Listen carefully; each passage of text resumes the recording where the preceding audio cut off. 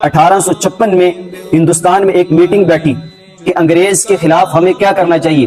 اس meeting میں بیٹھنے والے ہندوستان کے بہت بڑے بزرگ حضرت سید الطائفہ حضرت مولانا حاجی امداد اللہ مہاجر مکی اور ان کے خلیفہ حضرت مولانا محمد قاسم نانوتوی جو بانی دارالعلوم دیوبند ہیں۔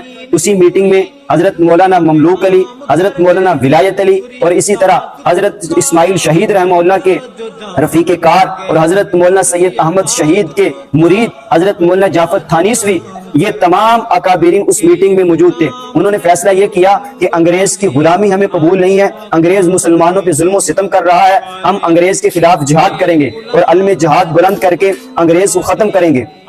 یہ فتویٰ دیا علماء نے مشاورت کے ساتھ، اور اس کے بعد کیا ہوا، اسی میٹنگ میں ایک آدمی کھڑا ہوا اور اس نے کہا کہ انگریز بہت زیادہ لوگ ہیں، ہم مسلمان بہت کم ہیں، ہم انگریز کا مقابلہ نہیں کر سکتے۔ پھر بانی دارالعلوم دیوبند حضرت مولانا محمد قاسم نانوتوی رحمۃ اللہ علیہ نے فرمایا کہ کیا ہم غازیان بدر سے بھی کم ہیں کہ انگریز کا مقابلہ نہیں کر سکتے؟ بدر میں دیکھو تو 313 صحابہ کرام ہیں اور مقابلے میں دیکھو تو کفار 1000 ہیں، اور 1313 نے 1000 کے مقابلے میں فتح حاصل کی ہے۔ اس میٹنگ میں سناٹا چھا گیا۔ پھر فیصلہ ہوا کہ انگریز کے خلاف جہاد کرنا چاہیے۔ اس میٹنگ کی روح سے پھر حضرت مولانا شیخ الہند مفتی محمود حسن، مولانا قاسم نانوتوی، مولانا رشید احمد گنگوہی رحمہ اللہ، انہوں نے فیصلہ کیا کہ انگریز کے خلاف عملاً جہاد کیا جائے۔ جب انگریز کے خلاف جہاد کیا تو پھر ان کو ایک تحریک چلانی پڑی۔ 1857 کی جنگ آزادی کے نام سے ایک تحریک چلی۔ اس تحریک کے نتیجے میں علماء کا قتل عام کیا گیا، علماء کو قید و بند کی صحبتیں برداشت کرنی پڑی، علماء کو اسیری کی وہ تاریک راتیں برداشت کرنی پڑی،